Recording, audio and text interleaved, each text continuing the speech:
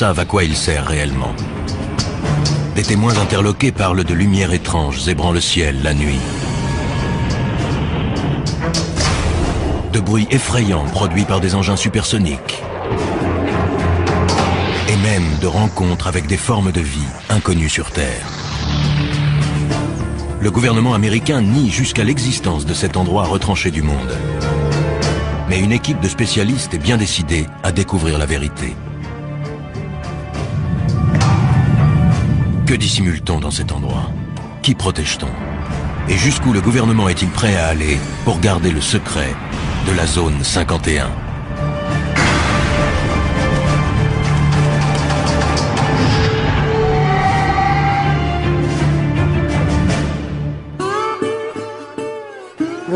Ce qui est troublant, c'est qu'on nie son existence. La zone 51 ne ressemble à aucune autre base militaire américaine. Situé au cœur du désert du Nevada, ce complexe top secret est entouré de montagnes abruptes et inhospitalières. Il est protégé par un système de sécurité infranchissable qui le soustrait au regard des curieux, mais aussi, comme le reprochent certains, au contrôle de l'État. Des avions très étranges ayant été vus dans le ciel, certains pensent qu'on pourrait y procéder à des essais sur la propulsion antigravitationnelle, un système révolutionnaire relevant autrefois de la science-fiction. Chuck Clark est sans doute le plus grand spécialiste mondial de la zone 51. Astronome de profession et passionné d'aviation, il a toujours été fasciné par cette base destinée, au dire de l'armée américaine, à de simples essais aéronautiques. Au cœur du désert du Nevada, la petite ville de Rachel est la localité la plus proche de la base secrète appelée Zone 51. Elle surfe allègrement sur la publicité que lui apportent les rumeurs d'OVNI, mais beaucoup pensent que l'État encourage ceux qui propagent ces histoires d'extraterrestres pour mieux discréditer les observateurs plus sérieux.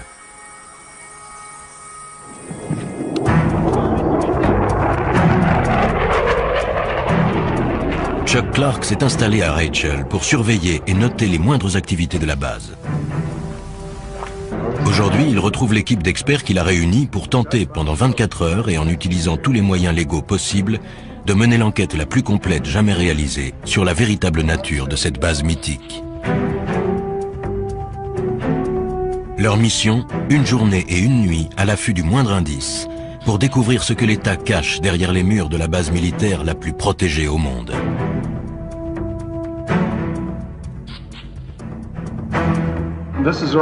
Voici la zone 51. C'est une image satellite de la base. Ça donne une vue d'ensemble. Chacun des hommes présents apporte des connaissances et un savoir-faire unique. Guy Norris a été primé pour ses reportages sur l'aviation militaire. Toute sa vie, il a étudié les bases et les avions classés top secret. C'est intéressant, vous voyez, il n'y a absolument aucune indication de piste sur la carte dans cette zone interdite. Autrement dit, aux yeux du monde, il n'y a pas de piste ici.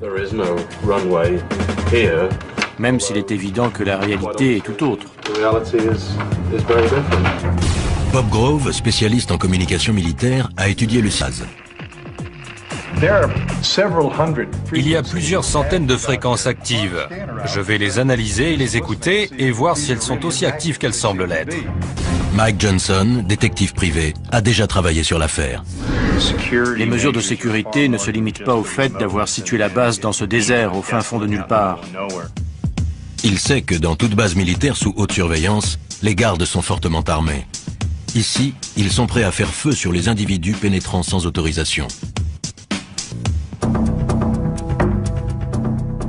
Pour pouvoir mieux observer le fonctionnement de la base, le groupe se sépare en deux équipes.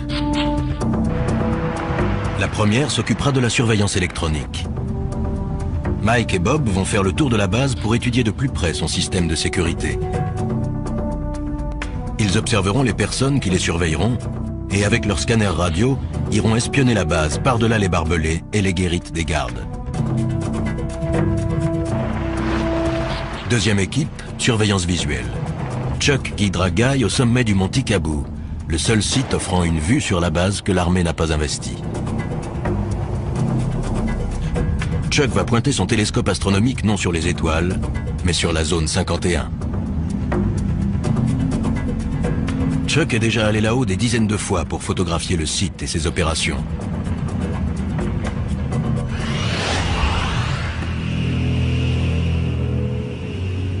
Il y a 10 ans, pour sa retraite, il est venu s'installer à Rachel pour étudier les derniers modèles de l'aviation militaire. Ses observations l'ont amené à constater que derrière les murs de la zone 51, la base règle et un commandement bien particulier, à l'abri des regards indiscrets et au-dessus des lois.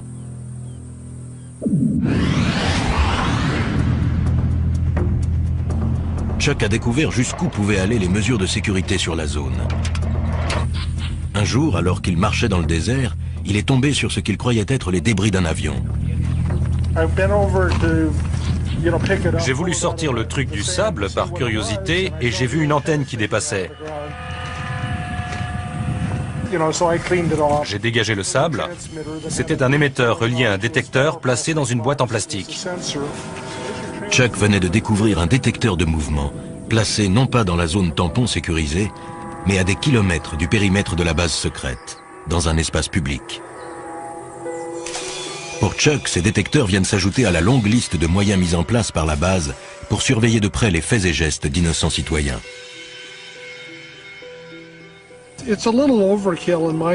C'est exagéré. Ils ont une zone tampon de 40 km. Plus on s'approche et plus le terrain est impraticable. Je ne comprends pas pourquoi ils vont installer ce genre d'appareil en dehors de la zone. J'en ai trouvé dans la vallée d'à côté, à plus de 12 km de la limite et à 1 km de l'autoroute 375.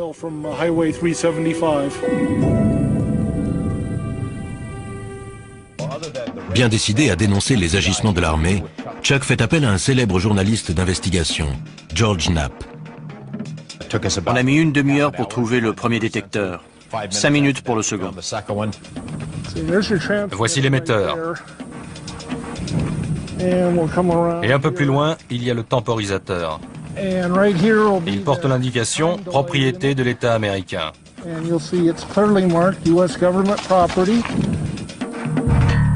Au total, les deux hommes découvrent plus d'une dizaine de détecteurs destinés à transmettre des informations à la zone 51.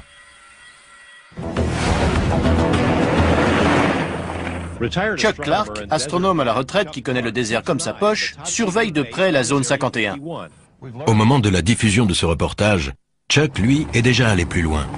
Il a découvert un moyen de franchir les barbelés et de pénétrer à l'intérieur de la base sans se faire arrêter.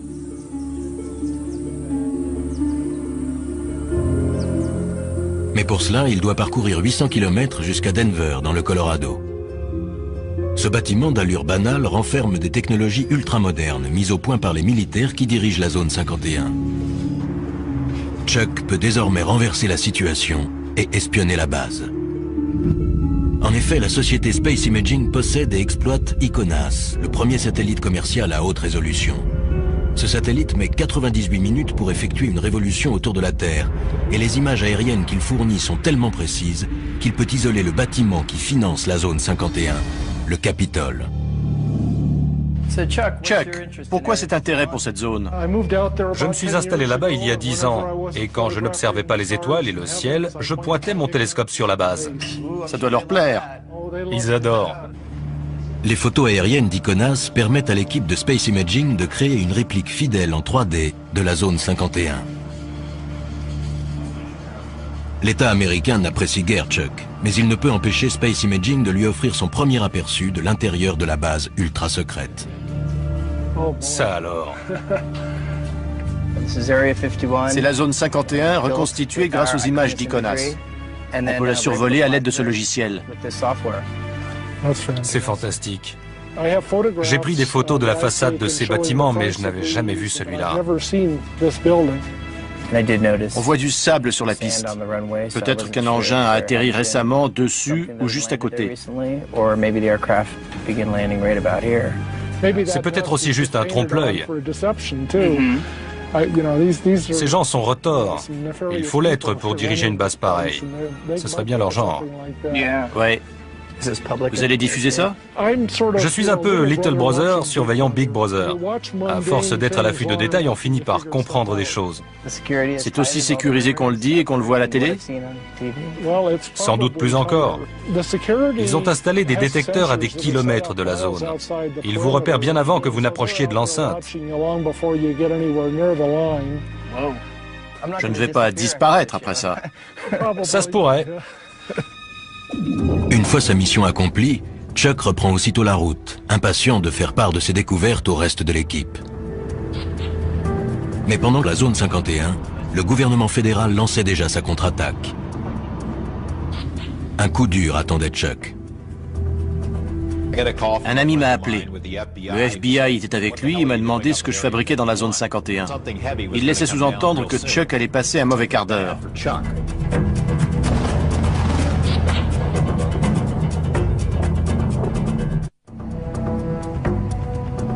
Perdue dans le désert du Nevada, la zone 51 est un site d'essai militaire secret. Elle est à l'abri des regards indiscrets grâce à une zone tampon de 40 km, des montagnes et un environnement inhospitalier. Deux équipes d'enquêteurs ont décidé d'épier et de noter les moindres mouvements et les moindres bruits. Si tout se passe comme prévu et si les gardes de la base les laissent tranquilles, les deux équipes se retrouveront 24 heures plus tard. Chuck Clark et Guy Norris vont s'installer au sommet d'une montagne munis d'un télescope et d'un appareil photo. On est au milieu de nulle part. On est à 35 km dans l'arrière-pays. Le plus dur les attend encore. Ils ont devant eux 2 bonnes heures de marche pour gravir le mont Tikabou. Ça fait combien de haut? Un peu moins de 2500 mètres. On est à 2100 ici. Là, on est vraiment tout seul, non? Ça, c'est sûr. On sera dans le beau drap si on se casse une jambe. Chuck Clark va au-devant de graves ennuis. George Knapp ayant révélé qu'il avait découvert des détecteurs de mouvement cachés hors du périmètre légal de la zone 51, le FBI a décidé de lui donner une leçon.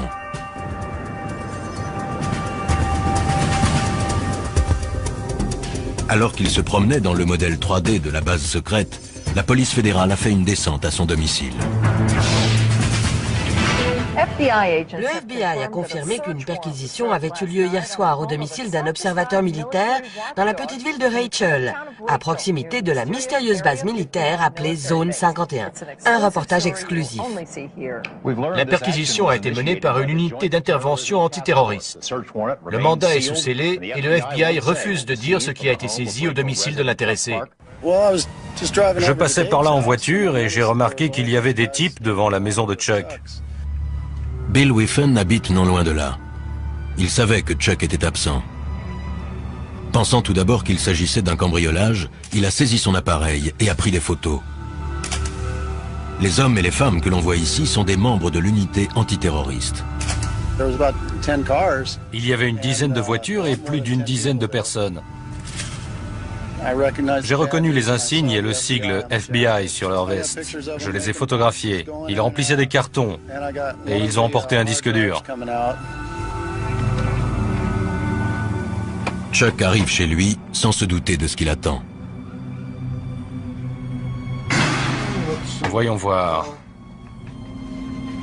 Tiens, c'est bizarre.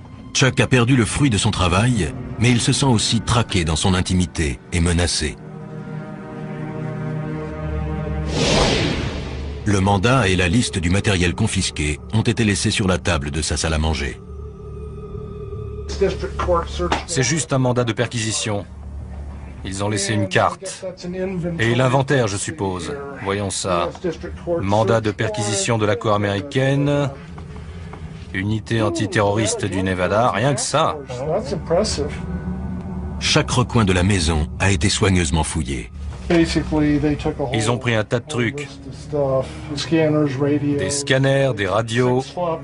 Ils ont embarqué 6 disquettes, 15 CD, des photos de la zone 51, des négatifs, 2 albums de photos et l'écran. Ça, je ne vois pas pourquoi. Qu'est-ce qu'ils espèrent tirer d'un écran? Ah, le téléphone. Les nouvelles vont vite. Des voisins et des amis appellent. Allô? Apparemment, le FBI est passé chez moi en mon absence. Non, je n'ai pas encore disparu. C'est pour ce soir. Ce que je fais ne leur plaît pas, mais ce n'est pas illégal. Ils n'ont pas dû apprécier qu'on raconte qu'ils ont placé des détecteurs sur l'espace public. Leur message était clair. Arrêtez.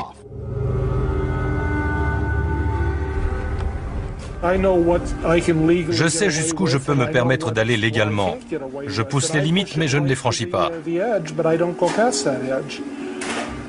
C'est ça qui les énerve. Je ne me laisse pas intimider par eux. Je me pointe sous leur nez avec mon objectif.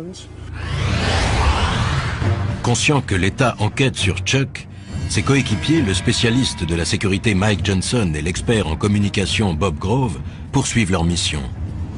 Ils ne sont qu'à 3 km de l'accès arrière de la zone 51 et il ne fait aucun doute qu'ils ont été repérés. Ils ont un tas de façons de détecter notre présence. Ils doivent nous écouter. Possible. Ils nous regardent certainement et ils doivent nous écouter aussi. Voilà les barbelés.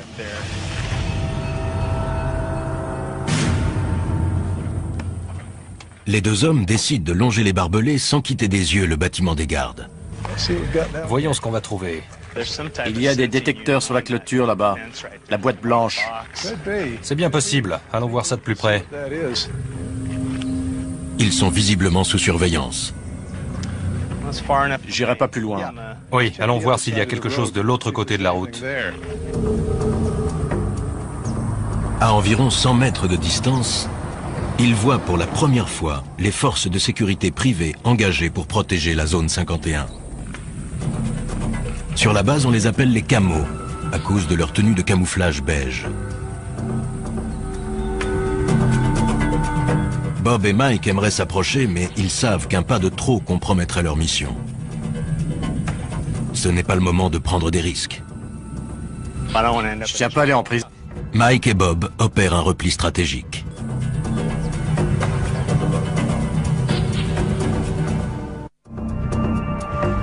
Nos enquêteurs souffrent des rigueurs du climat désertique. Ils réalisent que 24 heures est un délai bien court pour tenter de découvrir les mystères d'un lieu dont l'État continue de nier l'existence. J'aurais dû m'entraîner. Sur la montagne, Chuck et Guy ont entrepris l'ascension du mont Tikaboo par un sentier dangereux. Ils portent un télescope de 20 kg et du matériel pour affronter la nuit froide. Les 800 premiers mètres jusqu'à la crête sont tuants. Le chemin est raide et glissant. Et ça ne va pas en s'arrangeant. Leur destination, le seul site d'où l'on puisse avoir une vue en surplomb de la zone 51.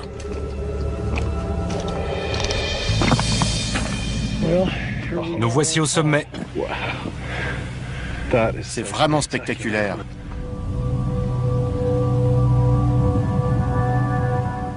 Alors, ça valait la peine.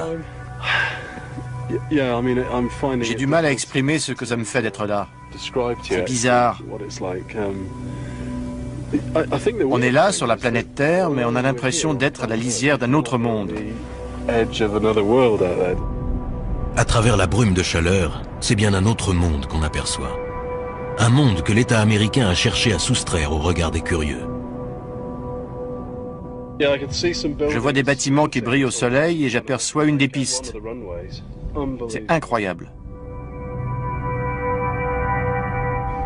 Je n'en crois pas mes yeux. C'est inimaginable. Depuis le temps, c'est vraiment incroyable. C'est pas un mythe. Non, ça existe vraiment. Chuck et Guy se hâtent d'installer leur équipement. Car ils savent parfaitement que si d'ici ils peuvent voir la base, elle, peut également les voir.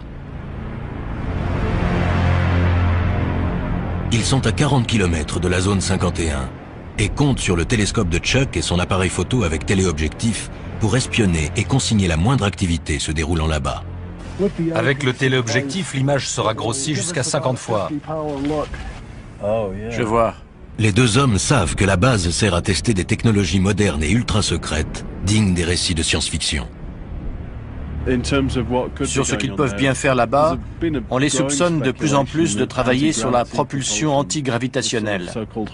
La quête du Saint Graal de l'aéronautique serait sur le point d'aboutir. On parle d'expérience sur l'antigravitation et j'ai vu 2 ou 3 trucs. Quel genre? Des objets qui s'élèvent lentement et restent en suspension durant quelques minutes, filent dans le ciel et puis s'arrêtent instantanément ou font demi-tour à toute vitesse. C'est incroyable. On ne sait jamais à quoi s'attendre. Ils testent toutes sortes de choses ici. En contrebas, dans le désert, déguisés en simples campeurs, Bob Grove et Mike Johnson s'apprêtent à écouter tout ce qui entre ou sort de la zone 51. Ils n'auront pas de vue directe sur la zone, mais Bob pourra écouter toutes les transmissions. Si un phénomène quelconque se produit, on peut le mesurer physiquement grâce à tout un tas d'instruments. Celui-ci, par exemple, vous entendez le bruit qu'il fait? Ça indique la présence d'émetteurs, ce qui est le cas puisqu'on porte tous les deux des petits micros sans fil.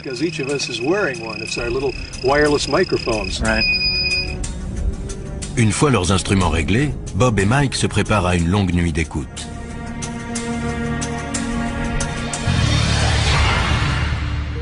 Au sommet du Mont Ticaboo, Chuck Clark et Guy Norris ajustent la position du télescope. Si un événement se produit, ils n'auront que quelques secondes pour réagir. C'est une nuit sans lune. On a plus de chances qu'il se passe quelque chose, non? Ça augmente les possibilités. Ils ne prendront pas le risque de faire des essais au clair de lune. Moins la lune est visible et plus on a de chances qu'ils en fassent.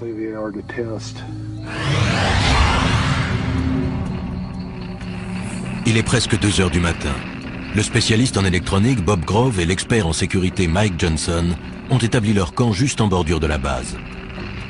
L'équipement radio ultra perfectionné va repérer toute activité au sol ou dans les airs.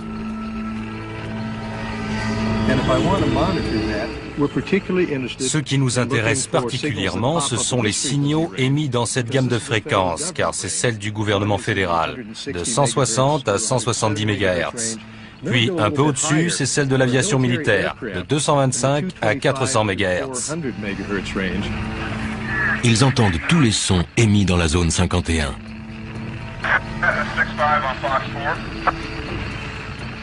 Bob ajuste la fréquence. C'était quoi ce qu'on entendait à la radio? La sécurité. Il parlait de nous? Possible. Mike et Bob soupçonnent fortement la sécurité de la base de les surveiller. Toute la nuit, ils se tiendront prêts à une éventuelle intervention.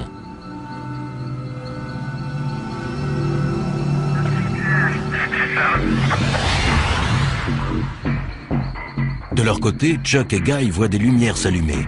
La base semble en activité, même à 3 heures du matin. Depuis que je me suis installé ici, la base s'est énormément agrandie. Elle a dû doubler de taille rien que ces 10 dernières années. Au sommet de la montagne, comme en contrebas dans le désert, règne un étrange silence. Mais soudain, le léger grésillement continu de la radio est interrompu. Bob fait son possible pour stabiliser la fréquence. Il y a un certain nombre de fréquences militaires air-sol actives. Il doit y avoir quelque chose dans le ciel. Et il y a aussi des fréquences de contrôle au sol. Le quelque chose en question se dirige à toute vitesse vers Guy et Chuck. Il y a un point très brillant dans le ciel, juste au-dessus de nous. Vous avez vu ça? C'est fou. Il est toujours là. Il se dirige vers le nord, on dirait. Incroyable. C'était extrêmement lumineux et juste au-dessus du site. C'est peut-être un aéronef éclairé par une lumière directionnelle puissante.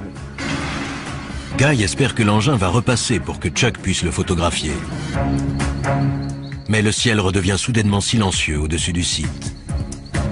La piste est replongée dans l'obscurité. 5h30 du matin. Le jour se lève. Chuck et Guy jettent un dernier coup d'œil sur la base avant que la brume de chaleur n'obscurcisse l'image. On voit la tour de contrôle à gauche de la colline un peu plus haute, au centre. Elle dépasse de 5 ou 6 mètres.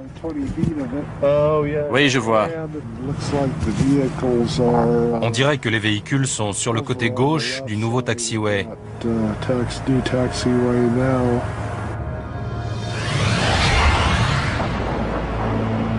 Quant à Mike et Bob, en bas dans le désert, Le voilà. à 4500 mètres au-dessus d'eux, la zone 51 se manifeste. Guy aussi entend l'avion. J'ai l'impression qu'il y a un engin là-haut, Chuck. Peut-être un bombardier B-2. Il s'entraîne au ravitaillement en vol à l'aube, puis enchaîne sur 2 ou 3 heures de vol. C'est leur jour de chance. Le B-2 n'est pas seul. Il est accompagné d'un invité surprise. Un MiG-29, excellent. Il vient par ici. Bien que la guerre froide soit révolue, ici les Américains continuent de s'entraîner à combattre des avions soviétiques.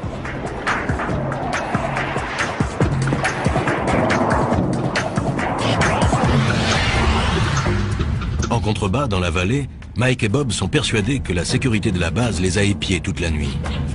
Avant de retrouver Chuck et Guy, il leur reste un dernier endroit à visiter.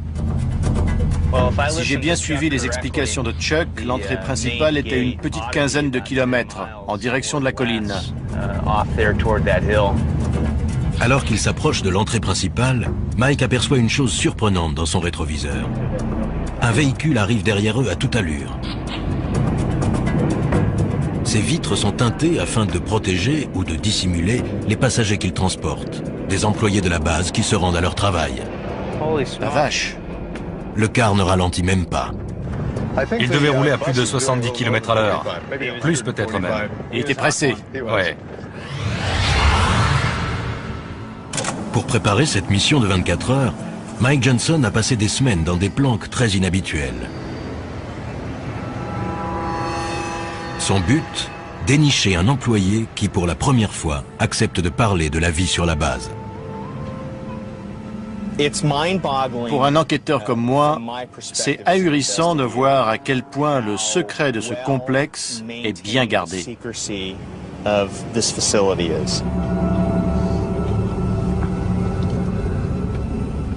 Première énigme à élucider, combien de personnes travaillent sur ce site perdu dans le désert et comment s'y rendent-elles? La zone 51 est située à 230 km au nord de Las Vegas. Depuis des années, on raconte que 5 jours par semaine, une mystérieuse compagnie aérienne transporte des centaines d'employés depuis un aéroport situé près de Las Vegas jusqu'à la base secrète.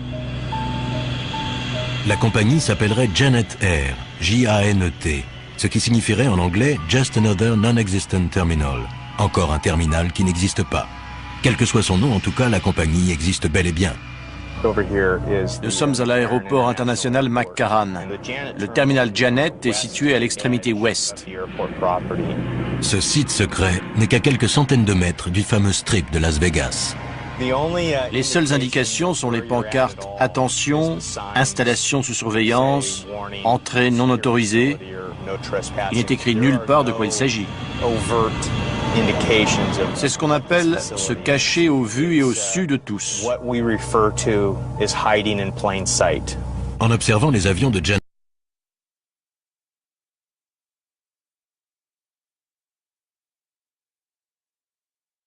Air, Mike a immédiatement remarqué qu'il leur manquait quelque chose.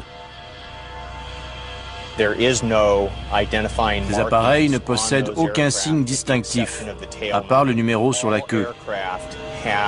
Tous les avions portent un numéro, sauf les avions militaires.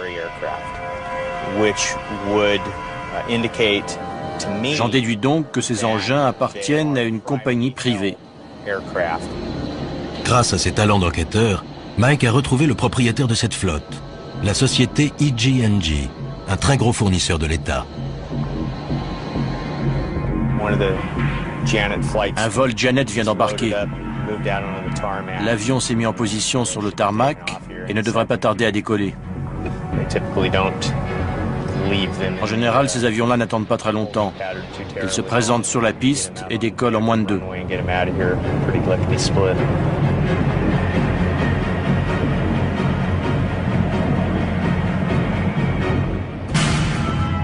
Chaque jour, des centaines d'hommes et de femmes franchissent ces grilles pour aller travailler sur la zone 51.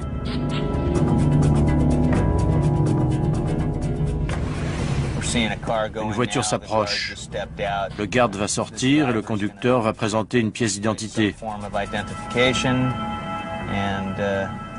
Le garde se demande ce que je fais là. On s'observe mutuellement. Mike a beau être sur la voie publique, il a toutes les raisons de s'inquiéter. Le garde n'a pas quitté sa voiture des yeux. C'est clair qu'il m'a repéré. Il sait que je suis là. Ce pourrait être pour Mike l'occasion de tester le cité. Mais il sait qu'il risque de compromettre la mission ou de finir en prison.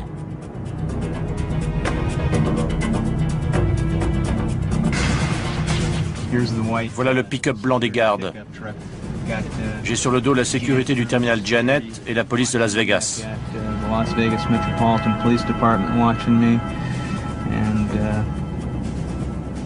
Ça m'étonnerait fort qu'aucun type en civil ou en uniforme ne vienne me demander mes papiers.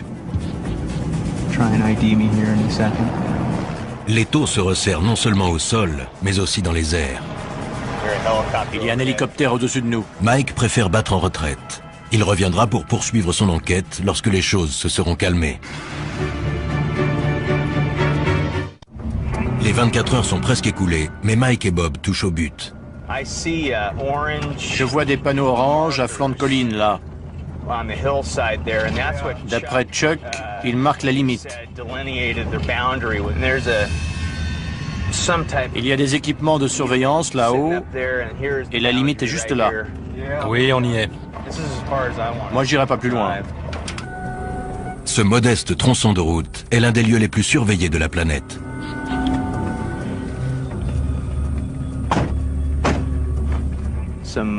Il y a des détecteurs au sommet de la colline. On dirait qu'ils l'ont mis là-haut exprès. Tous ceux qui ont franchi cette limite ont été arrêtés, interrogés, et se sont vus confisquer leurs appareils photo, leurs téléphones portables et parfois même leurs vêtements. Accès non autorisé. Interdiction de photographier le site. Bon. Ben, on y est. Moi, je ne vais pas plus loin.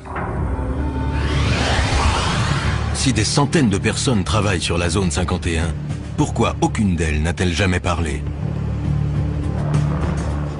Quel genre de menace l'État fait-il peser sur elles?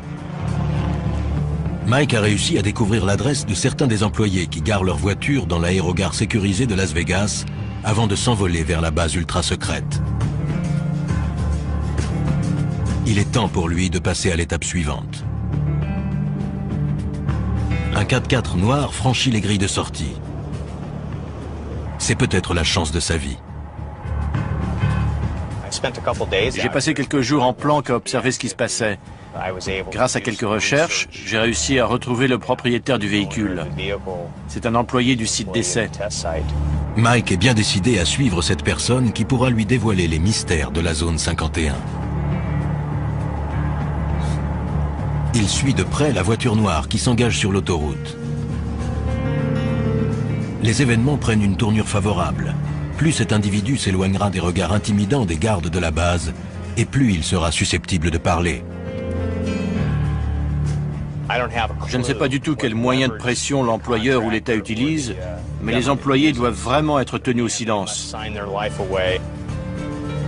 Je n'ai jamais vu un secret aussi bien gardé.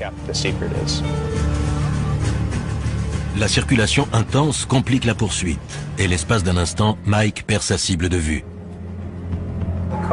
La voiture que je file est au moins 400 mètres devant moi. Mike réussit à recoller au véhicule. Il se faufile entre les voitures afin de rester suffisamment près du 4x4 noir pour ne pas le perdre de vue, tout en évitant de se faire repérer. Il est toujours là dans la première file. On va voir si j'ai de la chance.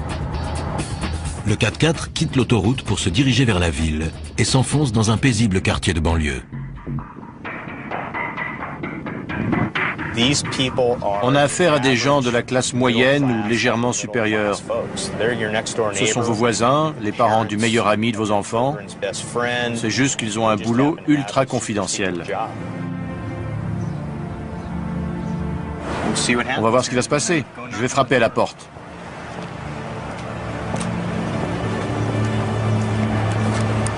Les réponses aux questions de Mike se trouvent-elles derrière cette porte? Quel secret va-t-il découvrir? Je m'appelle Mike Johnson. Je suis détective. Je ne viens pas vous causer d'ennuis. On a vu votre véhicule sortir de l'aérogare de Janet et on aimerait que vous nous parliez de la zone 51. Pas de commentaire. La porte s'est refermée et voilà. Sa réaction me conforte dans l'idée qu'il travaille bien là-bas. Mais voilà, il refuse de parler. Les règles strictes de confidentialité imposées par l'État sont un obstacle de taille. Mais Mike est patient. Il compte bien trouver quelqu'un qui acceptera de parler. Je vais devoir approfondir les recherches, dénicher un employé mécontent et prêt à parler, ou tout au moins à reconnaître avoir travaillé sur la zone 51.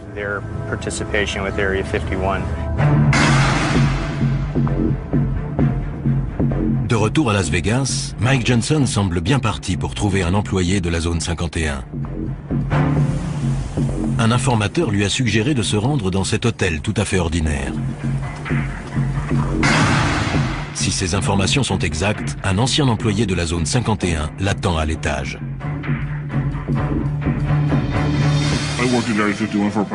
J'ai travaillé sur la zone 51 pendant environ 14 ans, des années 1980 au début des années 90. C'est gagné. L'homme est prêt à se confier, mais uniquement à condition qu'on taise son nom, qu'on masque son visage et qu'on déforme sa voix. On a mis des vies en danger et compromis, voire brisé des carrières pour garder le secret sur la nature. Mike a planqué des heures durant devant l'aérogare de Janet Air, la compagnie desservant la zone 51.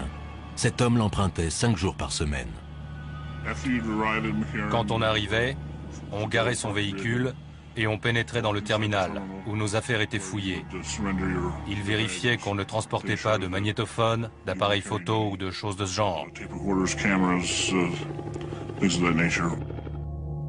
Monsieur X confirme la précision du modèle 3D de la base reconstituée d'après photosatellite.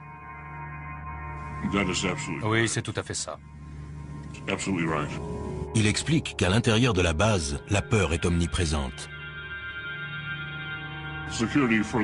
Les mesures de sécurité à l'égard du personnel sont bien plus strictes que ce qu'on peut voir à l'extérieur. Quand vous appeliez chez vous, il fallait faire très attention à ce que vous disiez à votre femme ou à vos enfants par rapport à où vous étiez, quand vous alliez rentrer et par quel moyen de transport.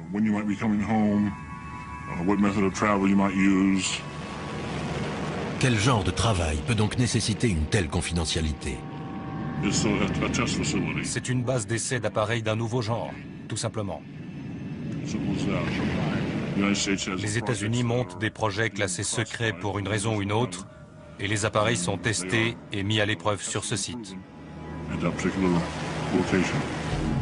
D'après cet homme, la zone 51 ne ressemble à aucune autre base aérienne militaire.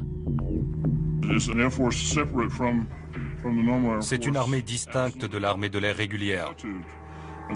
Et les individus qui y travaillent savent qu'ils sont à part et d'une certaine manière au-dessus de l'armée de l'air régulière.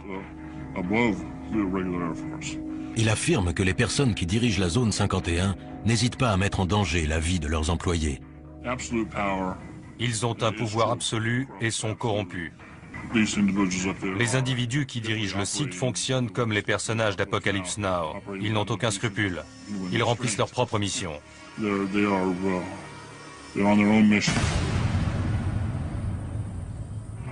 Il ajoute que quiconque critique les procédés est rapidement évincé. Je connaissais un employé qui a exprimé ses inquiétudes concernant le personnel, qu'on exposait à des produits chimiques toxiques, à des déchets dangereux. On lui a répondu que le projet avait pris du retard et qu'il fallait le boucler au plus vite et que le personnel ne serait pas informé. Quand il a critiqué ça, il a été renvoyé. Il a dû quitter la base. Monsieur X sait les risques qu'il court. Mais il affirme que si la vérité n'éclate pas, la corruption pourrait bien détruire la véritable fonction militaire de la base. Le Congrès devrait ouvrir une enquête.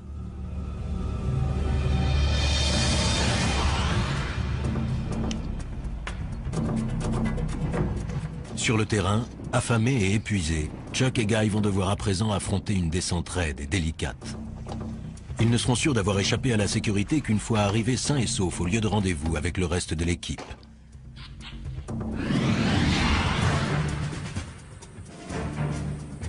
Depuis un véhicule garé en surplomb, un camo, un de ces gardes privés chargés de protéger la zone 51 et de repousser les éventuels curieux, observe Mike et Bob.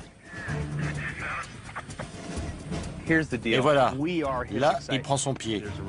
Il y a un mec là-bas qui nous regarde et nous écoute en ce moment même. Il doit rigoler en m'entendant parler de lui.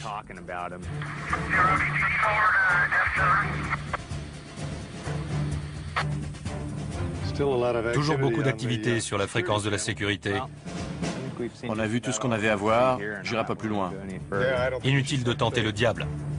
Désormais certains que la sécurité a été alertée, ils savent qu'il est temps pour eux de rejoindre Guy et Chuck.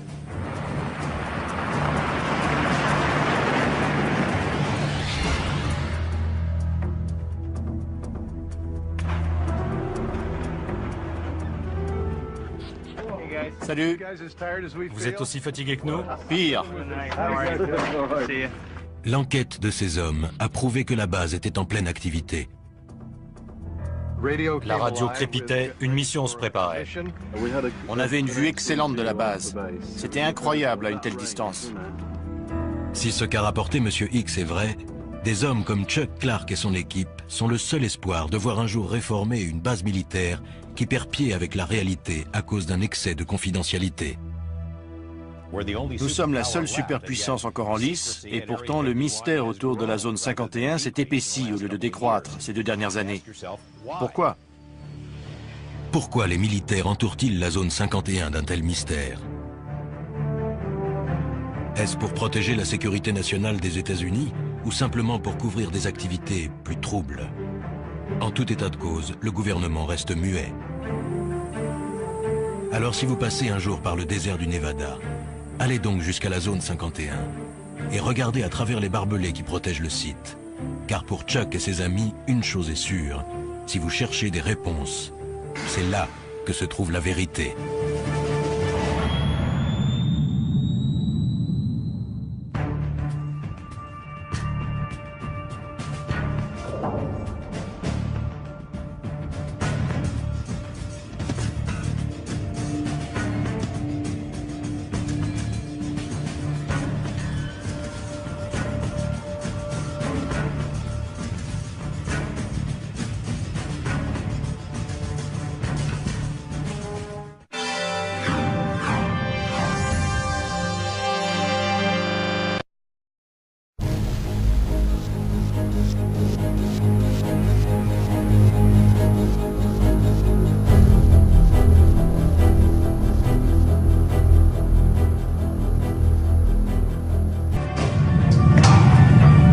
Que dissimule-t-on dans cet endroit? Qui protège-t-on? Et jusqu'où le gouvernement est-il prêt à aller pour garder le secret de la zone 51?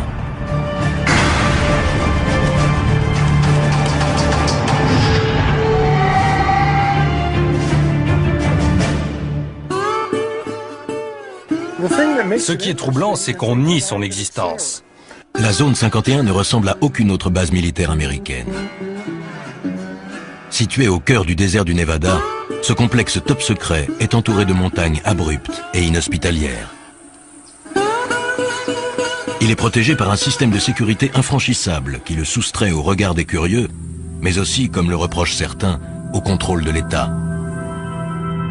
Des avions très étranges ayant été vus dans le ciel, certains pensent qu'on pourrait y procéder à des essais sur la propulsion antigravitationnelle, un système révolutionnaire relevant autrefois de la science-fiction.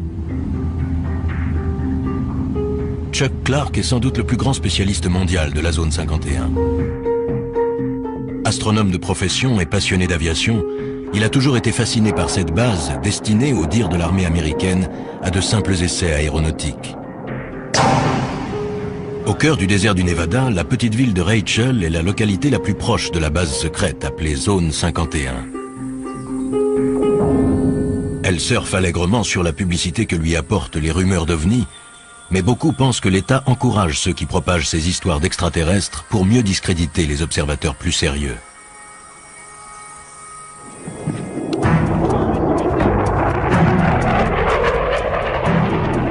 Chuck Clark s'est installé à Rachel pour surveiller et noter les moindres activités de la base. Aujourd'hui, il retrouve l'équipe d'experts qu'il a réunie pour tenter pendant 24 heures et en utilisant tous les moyens légaux possibles de mener l'enquête la plus complète jamais réalisée sur la véritable nature de cette base mythique. Leur mission, une journée et une nuit à l'affût du moindre indice, pour découvrir ce que l'État cache derrière les murs de la base militaire la plus protégée au monde.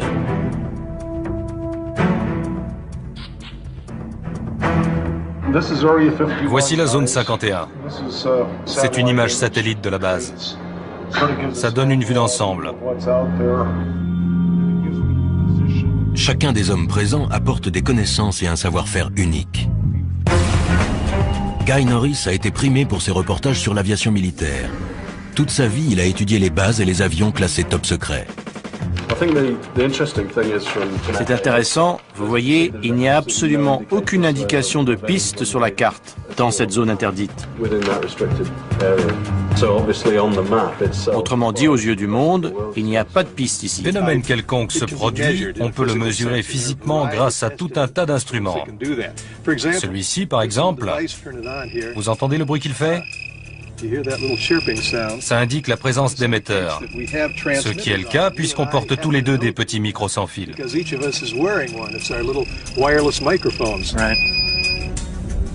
Une fois leurs instruments réglés, Bob et Mike se préparent à une longue nuit d'écoute.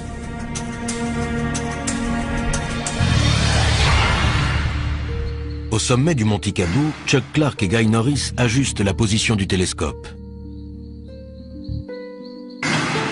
Si un événement se produit, ils n'auront que quelques secondes pour réagir. C'est une nuit sans lune. On a plus de chances qu'il se passe quelque chose, non? Ça augmente les possibilités. Ils ne prendront pas le risque de faire des essais au clair de lune. Moins la lune est visible et plus on a de chances qu'ils en fassent.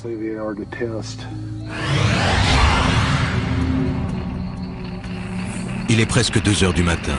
Le spécialiste en électronique Bob Grove et l'expert en sécurité Mike Johnson ont établi leur camp juste en bordure de la base. L'équipement radio ultra perfectionné va repérer toute activité au sol ou dans les airs.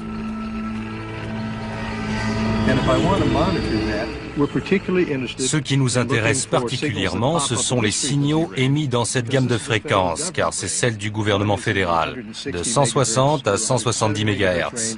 Puis, un peu au-dessus, c'est celle de l'aviation militaire, de 225 à 400 MHz. Ils entendent tous les sons émis dans la zone 51.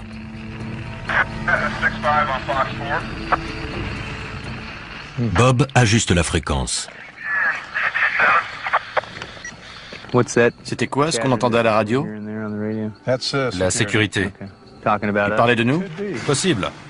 Mike et Bob soupçonnent fortement la sécurité de la base de les surveiller. Toute la nuit, ils se tiendront prêts à une éventuelle intervention.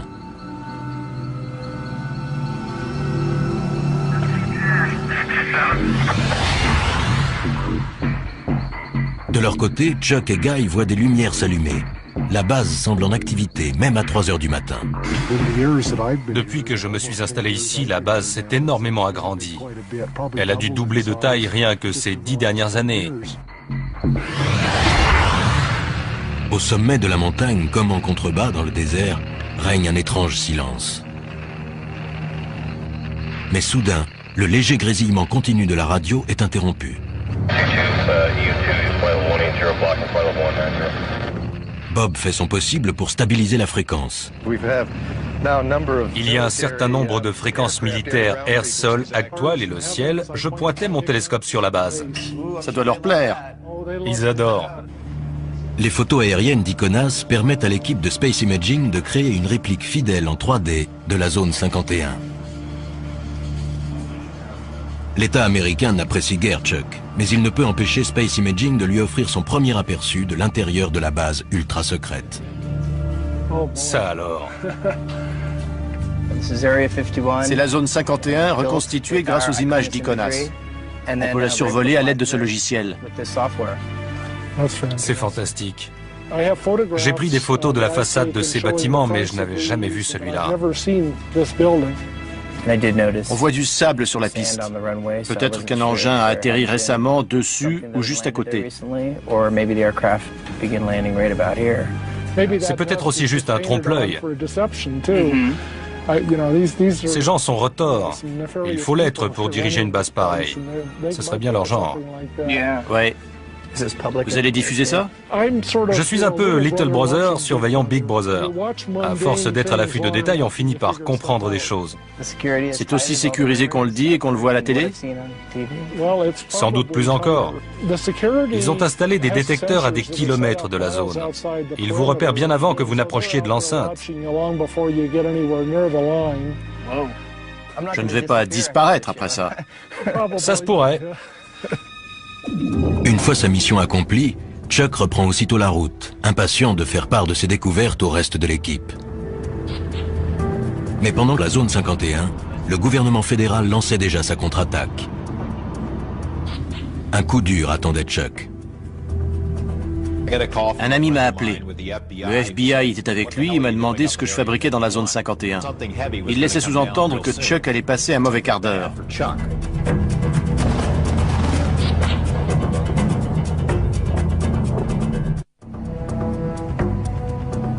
Perdue dans le désert du Nevada, la zone 51 est un site d'essai militaire secret. Elle est à l'abri des regards indiscrets grâce à une zone tampon de 40 km, des montagnes et un environnement inhospitalier. Deux équipes d'enquêteurs ont décidé d'épier et de noter les moindres mouvements et les moindres bruits. Si tout se passe comme prévu et si les gardes de la base les laissent tranquilles, les deux équipes se retrouveront 24 heures plus tard. Chuck Clark et Guy Norris vont s'installer au sommet d'une montagne munis d'un télescope et d'un appareil photo. On est au milieu de nulle part. On est à 35 km dans l'arrière-pays. Le plus dur les attend encore. Ils ont devant eux 2 bonnes heures de marche pour gravir le mont Tikabou. Prêt à écouter tout ce qui entre ou sort de la zone 51. Ils n'auront pas de vue directe sur la zone, mais Bob pourra écouter toutes les transmissions. Si un phénomène quelconque se produit, on peut le mesurer physiquement grâce à tout un tas d'instruments. Celui-ci, par exemple, vous entendez le bruit qu'il fait? Ça indique la présence d'émetteurs, ce qui est le cas puisqu'on porte tous les deux des petits micros sans fil.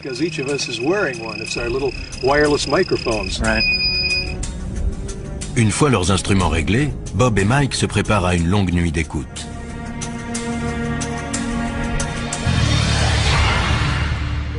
Au sommet du mont Tikabou, Chuck Clark et Guy Norris ajustent la position du télescope. Si un événement se produit, ils n'auront que quelques secondes pour réagir. C'est une nuit sans lune. On a plus de chances qu'il se passe quelque chose, non? Ça augmente les possibilités. Ils ne prendront pas le risque de faire des essais au clair de lune. Moins la lune est visible et plus on a de chances qu'ils en fassent.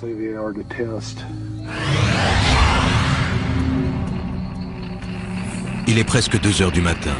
Le spécialiste en électronique Bob Grove et l'expert en sécurité Mike Johnson ont établi leur camp juste en bordure de la base.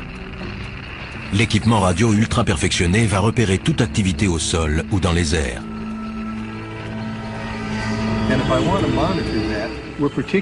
Ce qui nous intéresse particulièrement, ce sont les signaux émis dans cette gamme de fréquences, car c'est celle du gouvernement fédéral, de 160 à 170 MHz. Puis, un peu au-dessus, c'est celle de l'aviation militaire, de 225 à 400 MHz. Ils entendent tous les sons émis dans la zone 51.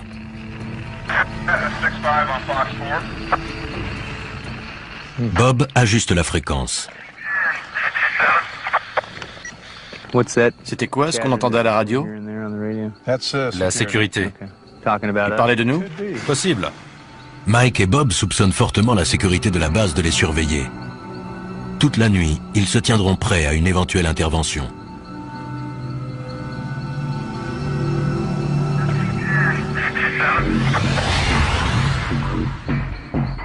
De leur côté, Chuck et Guy voient des lumières s'allumer. La base semble en activité, même à 3 heures du matin. Depuis que je me suis installé ici, la base s'est énormément agrandie. Elle a dû doubler de taille rien que ces 10 dernières années. Au sommet de la montagne, comme en contrebas dans le désert, règne un étrange silence. Mais soudain, la zone 51 ne ressemble à aucune autre base militaire américaine. Situé au cœur du désert du Nevada, ce complexe top secret est entouré de montagnes abruptes et inhospitalières. Il est protégé par un système de sécurité infranchissable qui le soustrait au regard des curieux, mais aussi, comme le reprochent certains, au contrôle de l'État.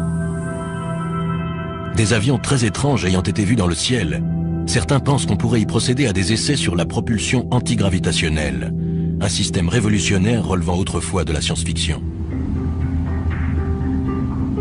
Chuck Clark est sans doute le plus grand spécialiste mondial de la zone 51.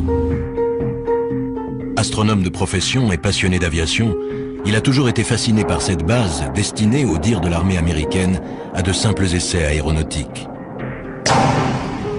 Au cœur du désert du Nevada, la petite ville de Rachel est la localité la plus proche de la base secrète appelée Zone 51. Elle surfe allègrement sur la publicité que lui apportent les rumeurs d'OVNI, mais beaucoup pensent que l'État encourage ceux qui propagent ces histoires d'extraterrestres pour mieux discréditer les observateurs plus sérieux.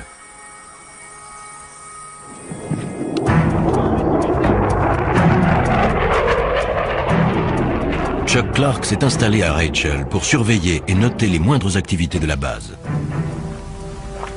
Aujourd'hui, il retrouve l'équipe d'experts qu'il a réunie pour tenter pendant 24 heures et en utilisant tous les moyens légaux possibles de mener l'enquête la plus complète jamais réalisée sur la véritable nature de cette base mythique. Leur mission, une journée et une nuit à l'affût du moindre indice, pour découvrir ce que l'État cache derrière les murs de la base militaire la plus protégée au monde.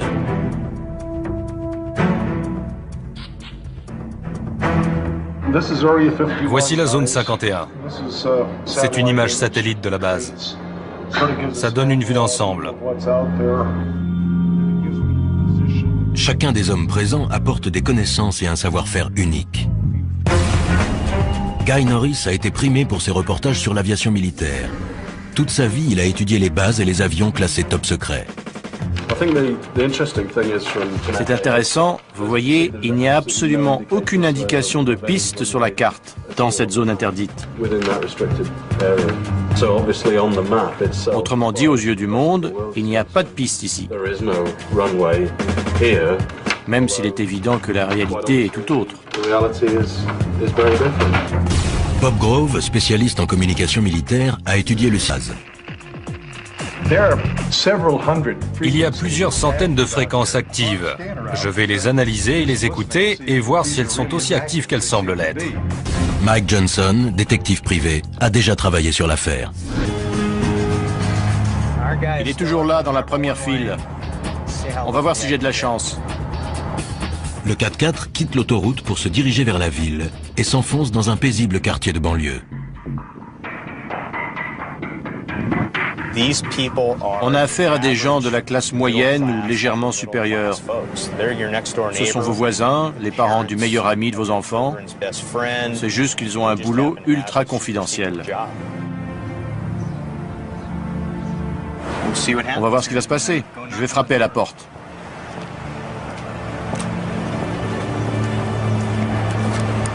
Les réponses aux questions de Mike se trouvent-elles derrière cette porte? Quel secret va-t-il découvrir? Je m'appelle Mike Johnson. Je suis détective. Je ne viens pas vous causer d'ennuis. On a vu votre véhicule sortir de l'aérogare de Janet et on aimerait que vous nous parliez de la zone 51. Pas de commentaire. La porte s'est refermée et voilà. Sa réaction me conforte dans l'idée qu'il travaille bien là-bas. Mais voilà, il refuse de parler. Les règles strictes de confidentialité imposées par l'État sont un obstacle de taille, mais Mike est patient. Il compte bien trouver quelqu'un qui acceptera de parler. Je vais devoir approfondir les recherches, dénicher un employé mécontent et prêt à parler, ou tout au moins à reconnaître avoir travaillé sur la zone 51.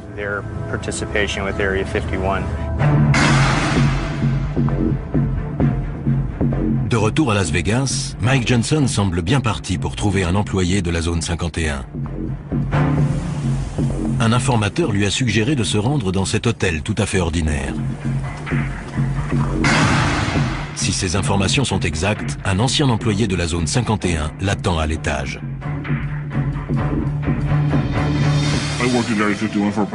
J'ai travaillé sur la zone 51 pendant environ 14 ans, des années 1980 au début des années 90.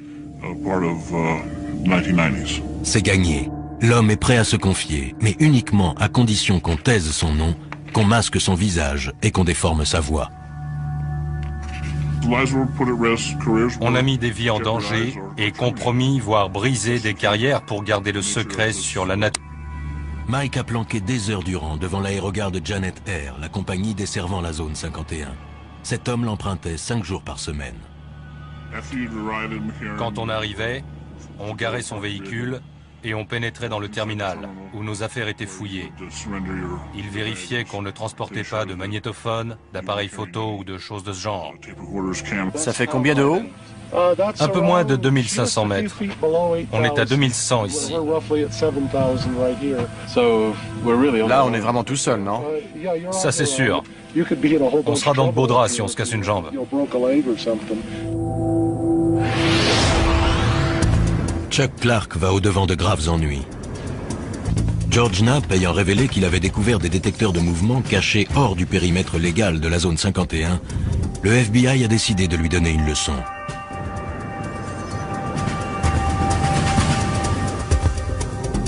Alors qu'il se promenait dans le modèle 3D de la base secrète, la police fédérale a fait une descente à son domicile. Le FBI a confirmé qu'une perquisition avait eu lieu hier soir au domicile d'un observateur militaire dans la petite ville de Rachel, à proximité de la mystérieuse base militaire appelée Zone 51. Un reportage exclusif. La perquisition a été menée par une unité d'intervention antiterroriste.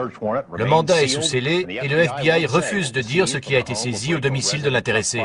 Je passais par là en voiture et j'ai remarqué qu'il y avait des types devant la maison de Chuck. Bill Whiffen habite non loin de là. Il savait que Chuck était absent. Pensant tout d'abord qu'il s'agissait d'un cambriolage, il a saisi son appareil et a pris des photos. Les hommes et les femmes que l'on voit ici sont des membres de l'unité antiterroriste. Il y avait une dizaine de voitures et plus d'une dizaine de personnes. J'ai reconnu les insignes et le sigle FBI sur leur veste. Je les ai photographiés. Ils remplissaient des cartons et ils ont emporté un disque dur. Chuck arrive chez lui sans se douter de ce qu'il attend. Voyons voir. Tiens, c'est bizarre. Chuck a perdu le fruit de son travail, mais il se sent aussi traqué dans son intimité et menacé. Le mandat et la liste du matériel confisqué ont été laissés sur la table de sa salle à manger. C'est juste un mandat de perquisition. Ils ont laissé une carte. Et l'inventaire, je suppose. Voyons ça. Mandat de perquisition de la Cour américaine. Unité antiterroriste du Nevada. Rien que ça. Chaque recoin de la maison a été soigneusement fouillé. Ils ont pris un tas de trucs. Des scanners, des radios. Ils ont embarqué 6 disquettes, 15 CD, des photos de la zone 51, des négatifs, 2 albums de photos et l'écran. Ça, je ne vois pas pourquoi. Qu'est-ce qu'ils espèrent tirer d'un écran? 4 heures, Mike Johnson a passé des semaines dans des planques très inhabituelles. Son but, dénicher un employé qui, pour la première fois, accepte de parler de la vie sur la base. Pour un enquêteur comme moi, c'est ahurissant de voir à quel point le secret de ce complexe est bien gardé.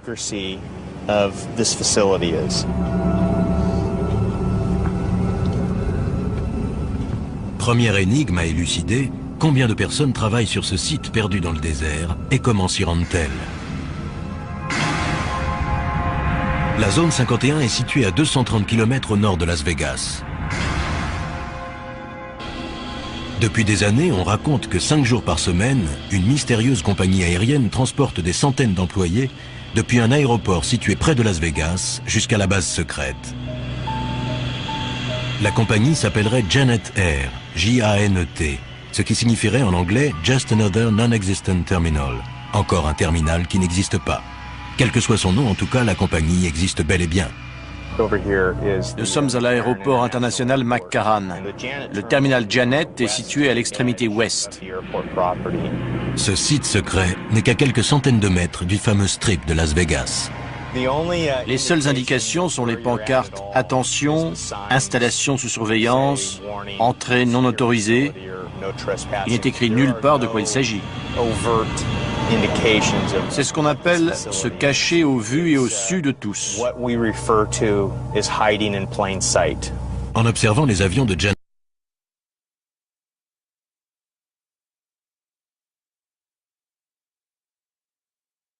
Air, Mike a immédiatement remarqué qu'il leur manquait quelque chose. Ces appareils ne possèdent aucun signe distinctif, à part le numéro sur la queue. Tous les avions portent un numéro, sauf les avions militaires. J'en déduis donc que ces engins appartiennent à une compagnie privée. Grâce à ses talents d'enquêteur, Mike a retrouvé le propriétaire de cette flotte, la société EG&G, un très gros fournisseur de l'État. Un vol Janet vient d'embarquer. L'avion s'est mis en position sur le tarmac et ne devrait pas tarder à décoller. En général, ces avions-là n'attendent pas très longtemps. Ils se présentent sur la piste et décollent en moins de 2.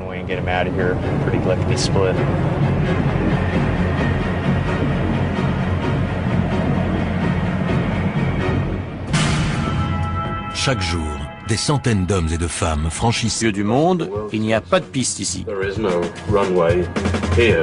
Même s'il est évident que la réalité est tout autre. Bob Grove, spécialiste en communication militaire, a étudié le SAS. Il y a plusieurs centaines de fréquences actives. Je vais les analyser et les écouter et voir si elles sont aussi actives qu'elles semblent l'être. Mike Johnson, détective privé, a déjà travaillé sur l'affaire. Les mesures de sécurité ne se limitent pas au fait d'avoir situé la base dans ce désert au fin fond de nulle part. Il sait que dans toute base militaire sous haute surveillance, les gardes sont fortement armés. Ici, ils sont prêts à faire feu sur les individus pénétrant sans autorisation. Pour pouvoir mieux observer le fonctionnement de la base, le groupe se sépare en 2 équipes. La première s'occupera de la surveillance électronique. Mike et Bob vont faire le tour de la base pour étudier de plus près son système de sécurité. Ils observeront les personnes qui les surveilleront et avec leur scanner radio, iront espionner la base par-delà les barbelés et les guérites des gardes. Deuxième équipe, surveillance visuelle. Chuck guidera Guy au sommet du mont Tikaboo, le seul site offrant une vue sur la base que l'armée n'a pas investie.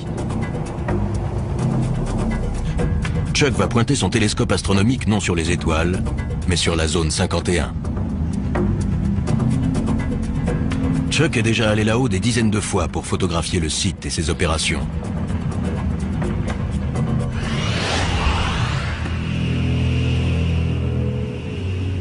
Il y a 10 ans, pour sa retraite, il est venu s'installer à Rachel pour étudier les derniers modèles de l'aviation militaire. Ces observations l'ont amené à constater que derrière les murs de la zone 51, la base règle et un commandement bien particulier, à l'abri des regards indiscrets et au-dessus des lois.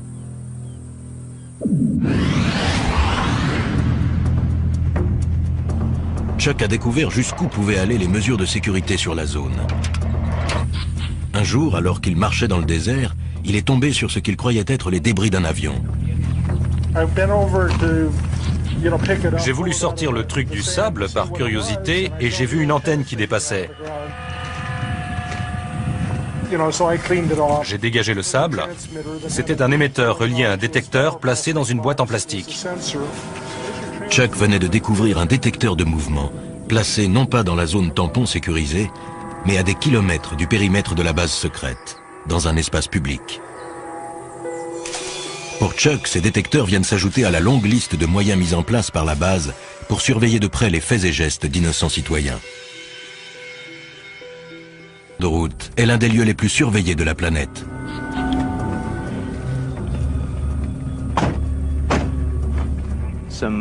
Il y a des détecteurs au sommet de la colline.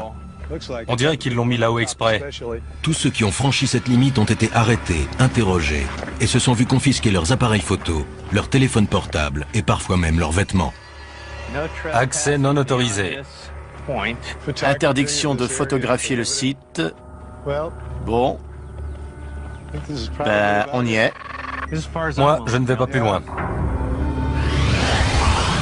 Si des centaines de personnes travaillent sur la zone 51, pourquoi aucune d'elles n'a-t-elle jamais parlé? Quel genre de menace l'État fait-il peser sur elle?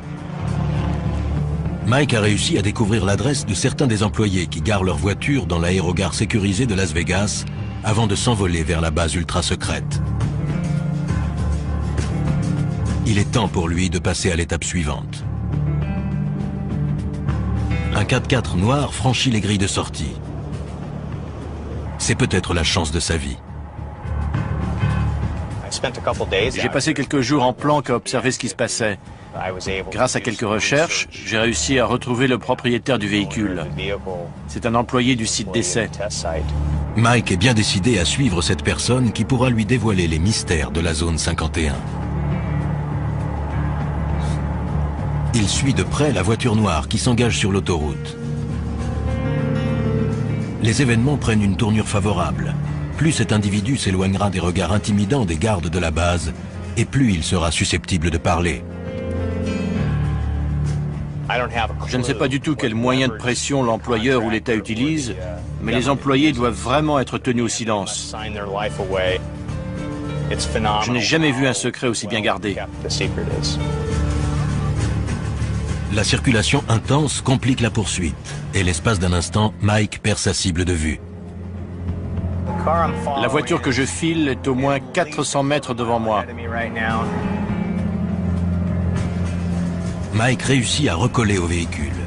Il se faufile entre les voitures afin de rester suffisamment près du 4x4 noir pour ne pas le perdre de vue, tout en évitant de se faire repérer. Il est toujours là dans la première file. On va voir si j'ai de la chance. Le 4x4 quitte l'autoroute pour se diriger vers la ville et s'enfonce dans un paisible quartier de banlieue. On a affaire à des gens de la classe moyenne ou légèrement supérieure. Ce sont vos voisins, les parents du meilleur ami de vos enfants. C'est juste qu'ils ont un boulot ultra confidentiel.